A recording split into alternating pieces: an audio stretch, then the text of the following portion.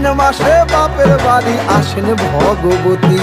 আশ্বিন মাসে বাপের বাড়ি আসেন ভগবতী। বলো গৌরী এলো দেখে জানো, গৌরী এলো দেখে জানো, গৌরী এলো দেখে জানো, গৌরী এলো দেখে জানো। ভবের ভবানী আমার ভবন করিল আলো। গৌরী এলো দেখে জানো, গৌরী এলো দেখে জানো।